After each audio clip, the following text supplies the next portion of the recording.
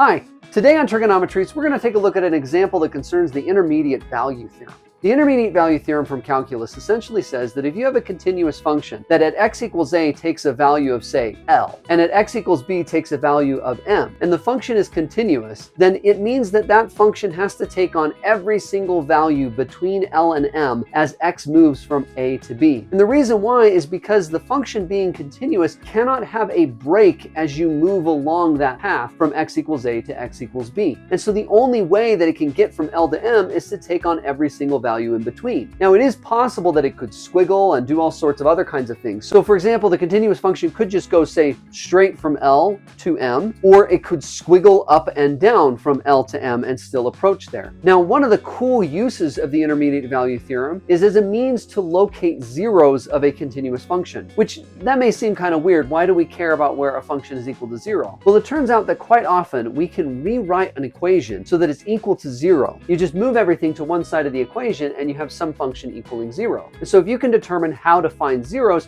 you can learn how to solve lots of different kinds of equations. The reason why the intermediate value theorem applies to finding zeros is that if you have a continuous function that at x equals a has some value and then x equals b has some other value, but with an opposite sign, due to the intermediate value theorem, because the function is continuous, it has to take on every single value between those two numbers. Well, since the two numbers have opposite signs, one being positive and one being negative, one of those numbers between them is a 0. And that means that somewhere between those two x values, there had to be an x value that produced a 0 for that function. Now, one thing this tells you is it doesn't tell you how many times it crosses 0. So you could have these two values here for a continuous function where at x equals a it's some negative number and at x equals b it's some positive number. And it could go straight there and only have a single 0, or it could squiggle a little bit and potentially have multiple zeros between them. The intermediate value theorem won't tell you how many zeros it has, just that it must have at least one if the sign changes between them. One thing that you should also watch out for is that the intermediate value theorem doesn't say anything about zeros if the two values of the function on one side or the other don't change sign. So for example, if we had a function here where at x equals a, f had some positive value and at x equals b, it also has some positive value, the intermediate value theorem would just say that it takes every positive value between those two, but it could also take on a whole bunch of other values. So it could go straight there and not have any zeros, or it could squiggle a lot and potentially have zeros between them. Given just the fact that the sign didn't change between two endpoints of an interval on a function does not indicate that there is not a 0 there. But finding a sign change does indicate for a continuous function that there must be at least one 0 between them. And so we're going to do an example here where we use the intermediate value theorem to show that there is a 0 for a function between some intervals. So we're going to answer the question, does x squared equal cosine of x have a solution in two different intervals? The first one is the interval negative pi halves to pi halves, and the second interval is 0 to pi halves. Now, to use the intermediate value theorem to determine whether or not this equation has a solution on these intervals, what we want to do is we want to turn it into an equation that's equal to 0 and use the fact that we just described about finding zeros for that function. So if we move everything to the left-hand side of this equation, we get that x squared minus cosine of x is equal to 0. Let's call the x squared minus cosine of x f of x. We want to know, does f of x have a 0 on these two intervals? So to use the intermediate value theorem to do this, let's check the signs at each of the endpoints. Let's look at the negative pi halves to pi halves interval first. Well, f of negative pi halves is going to be equal to negative pi halves squared minus the cosine of negative pi halves. Well, negative pi halves squared is pi squared over 4. Pi, of course, being around 3.14159, pi squared is going to be a number larger than 9. So this 9/4 is larger than 1. We're going to subtract the cosine of pi halves. The cosine of negative pi halves, if you remember your unit circle, takes the angle in the unit circle and rotates it down 90 degrees, where the cosine will be equal to 0. And so this cosine here is 0, and we end up with just that pi squared over 4, which is a positive value. If you don't remember your unit circle, I have a trigonometries video that shows a trick on how to memorize it, and there will be a link to that video in the description. Now, if we compute f of pi halves, again, we'll get pi halves squared minus the cosine of pi halves. Well, just like before, pi halves squared is equal to pi squared over 4, and subtracting cosine of pi halves is just subtracting 0. And so again, we have this pi squared over 4, which is greater than 0. But the intermediate value theorem for this interval then essentially tells us basically nothing. anything. It's completely inconclusive. For one thing, these two values have the same sign. So there could be a zero between them, but there also might not be. In fact, the intermediate value theorem just says that the function takes on every value in between these two guys. And these two values are actually equal to each other. So from here, the intermediate value theorem doesn't say anything. It can't detect that there's any movement between those guys. And so for this first question of just that interval, we'd probably have to say that it's inconclusive. There isn't enough information given just the endpoints on whether or not it's there. But if you notice, the second interval that we're going to mention is actually a sub-interval of the first one. So if we find evidence that there's a zero in the second interval, it actually tells us that there has to be a zero in the larger interval as well. So let's take a look at the second interval, the 0 to pi halves. Well, we've already calculated what f does at pi halves, so let's compute now what f does at 0. Well, at f of 0, we get 0 squared minus the cosine of 0. Well, 0 squared is of course 0, but the cosine of 0 is equal to 1. And so this is 0 minus 1, or negative 1, which is less than 0. So on this interval, we have that f is equal to a negative number at 0, but it's equal to a positive number at pi halves. Well, since the sign changes between those, and this function being a sum of a polynomial and a trigonometric function, both of which are continuous, this function is also continuous. So because the sign changes between the two endpoints of this interval and the function is continuous, this means by the intermediate value theorem that there has to be a zero between 0 and pi halves. And so the answer here is yes, this has to have a zero, at least one solution between 0 and pi halves. Well, since we know there's at least one solution on that interval, and that's a sub-interval of the bigger interval that we started with, we actually also know that there has to be a zero on the interval negative pi halves to pi halves. But we just couldn't have figured it out from the endpoints of that interval. So the point of this exercise is twofold. First, you got a chance to see how to use the intermediate value theorem to check the endpoints and see if the sign changes in order to try to detect a zero. But you also can see that just because the endpoints of an interval don't change sign, it doesn't necessarily indicate that there isn't a zero in between there. And so that's one of the many uses of the intermediate value theorem. Well, that's it for our example today on the intermediate value theorem. If you have more questions on calculus, please check out some of my other trigonometry videos. We're planning on publishing several of these over the summer, and so hopefully there'll be a tutorial video for a problem that you're looking for. And we'll see you next time on Trigonometries.